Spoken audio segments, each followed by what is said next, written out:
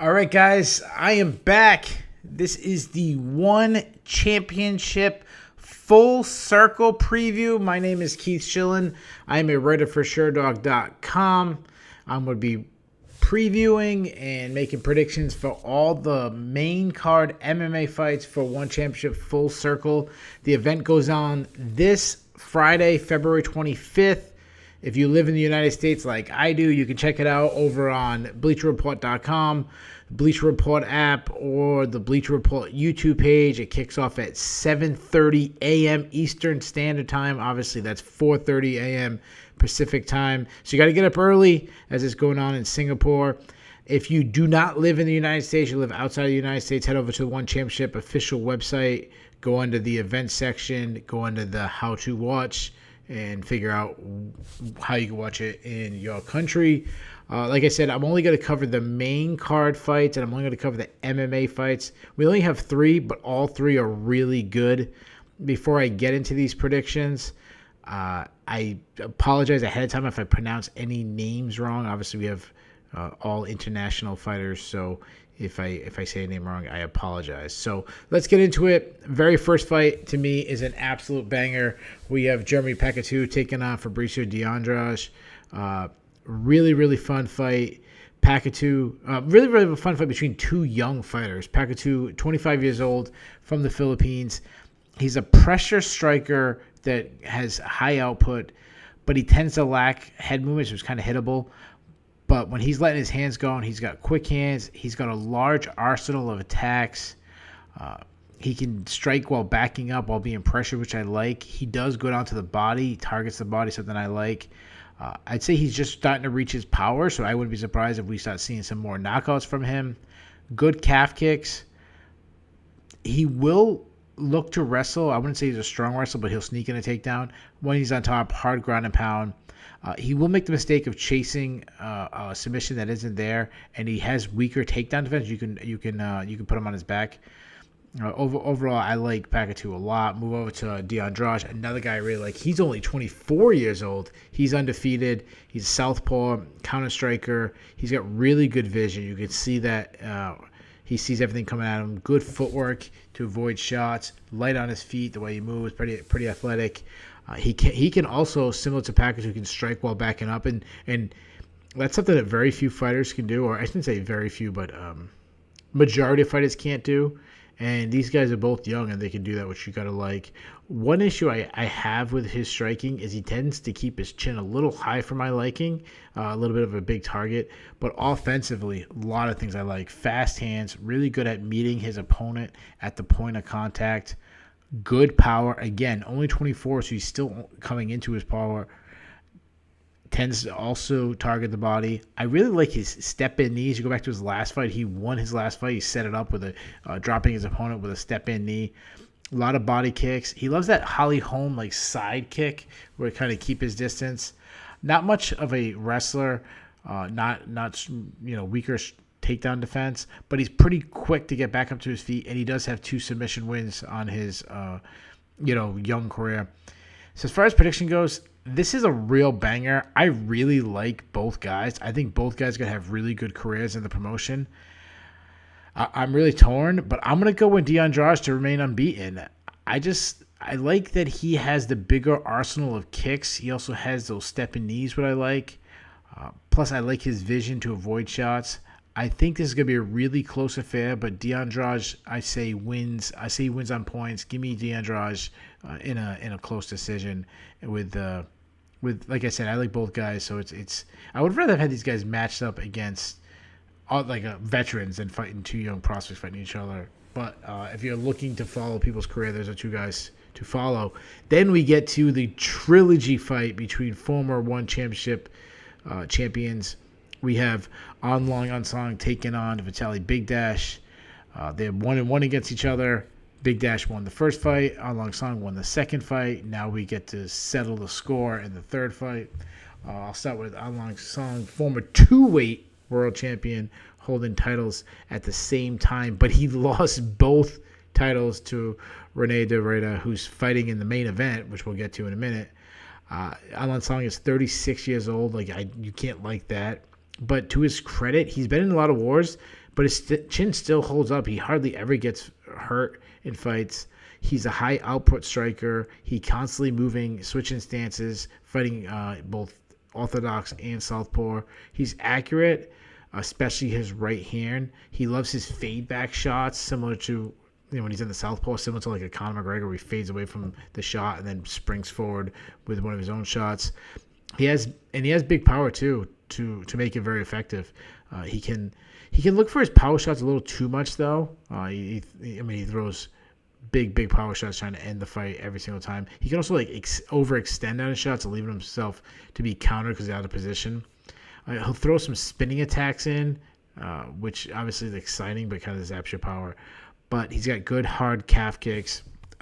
Weak wrestler though. Weak, terrible takedown defense. You go back to his last fight against De Ridder. De Ridder just turned him into a takedown dummy. But to his credit, he showed that he's hard to submit. Though De Ridder did submit in the first fight, couldn't do it in the second fight, but he continued to work back up to his feet. And that's why De Ridder had so many takedowns. He also has a lot of experience. He's shown he can go 25 minutes. So being that this is a non-title fight, going 15 minutes shouldn't be much of an issue for him. Now move over to Vitaly Bigdash. He's 37, so you can't like that. He's also been in a lot of wars. He's a former champion who did defend the belt against Aung, and then also lost the belt to Aung, who eventually lost the belt to Reinier De Ridder, who's fighting in the main event. So kind of like full circle with all three guys on the same card. Bigdash is well-rounded. He has a very slip and rip style, more of a counter striker, slip out of the way of a shot, land his own. Though he can have times where he doesn't pull the trigger, or he'll throw only one strike instead of like countering with a combination. He has really solid power to his right. Like he's got some big power, though he can be a little like fall in love with his right hand, similar to like a Josh Koscheck, where he just keeps looking for the winging overhand right. Throws a lot of spinning attacks, not too effective with it. Hard kicks though, hard kicks to the legs, to the body, but he'll throw some naked kicks. Doesn't really set him up so he's open. But the difference between him and Aung is he's a much better wrestler. When he gets fight to the ground, good top control, good back takes. He does have 5 subs on his record, and he has the cardio to go 25 minutes, which he's shown in the past. So again, similar to Aung, 15 minutes shouldn't be a hard thing for him. So prediction, man, it's a tough one. They obviously know each other very well. Both guys got to win.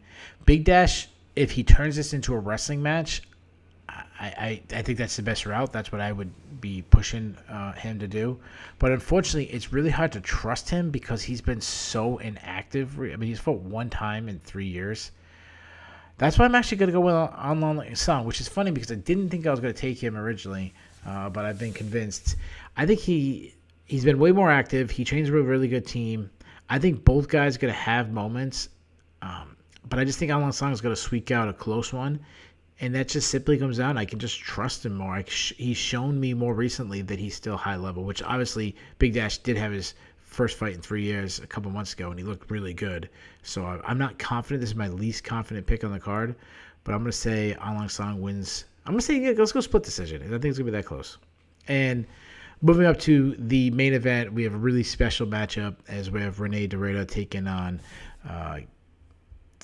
I'm sorry, I drew a blank for a second. Kiamrian Abbasov. Abbasov is moving up. He is the middleweight champion or the 185 pound. I think that's actually technically welterweight for the one championship. He's the 185 pound champion. He's moving up to 205, where De Ridder is a 2-weight class champion. So he's going after his lighter belt. Let's start with the champion.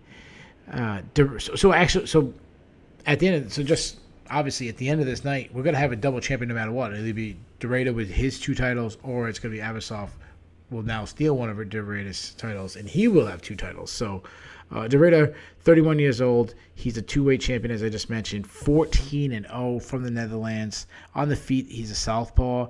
If I'm being honest, for a really good fighter, he's pretty one-dimensional. He's pretty limited on the feet. He throws his basic 1-2 combination down the pipe. I do like the teep kicks that he throws, especially because he's a taller guy. But he usually just looks to strike to close his distance because he's a wizard on the ground. Good entries, really just besides how speed of his entries, he's just relentless to get the takedown. You stuff one takedown, you stuff two takedowns, stuff three takedowns. He's going to go for the fourth, fifth, and sixth takedown. He's going to get the fight to the ground.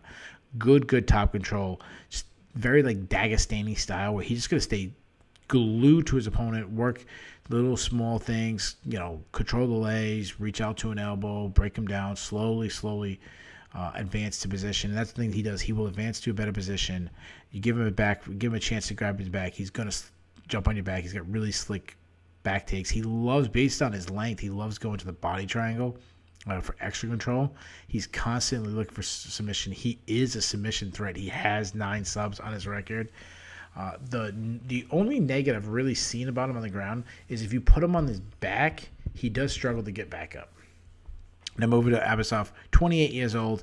He's a very patient striker, almost a low output striker, which is too bad because when he lets his hands go, he's fast, he's accurate, he's very inside tight, everything tight, short, tight, power shots, accurate shots, good kicks, good calf kicks. He's got good power. He's got 11 knockouts. I wonder if the power is going to go with him up a weight class. It kind of affects fighters differently. Some fighters move up a weight class, and they actually get more power because they're not really draining themselves. And I know one championship has their rehydration tests for weight cutting, but take that what it's worth. But some guys get more power they move, and some guys they're just naturally smaller when they move up, so they don't have the same power. I'm curious how it's going to work for him. He mixes takedowns and striking really well because he's comfortable, he's well-rounded. He's a Greco-Roman wrestling background. He's very strong. He likes that up-close, chest-to-chest, in-close battle striking. Will work a body lock takedowns, likes trip takedowns, one on top, heavy ground and pound. Great takedown defense, though James Nakashima did take him down late in his last fight, and he did struggle to get back up against James Nakashima. But he has 4 submission wins, but he's been subbed 3 times in the past, and I've seen him fade late into matchups. And he also hasn't fought in a really long time. So as far as I think we're getting close to 2 years since he last fought.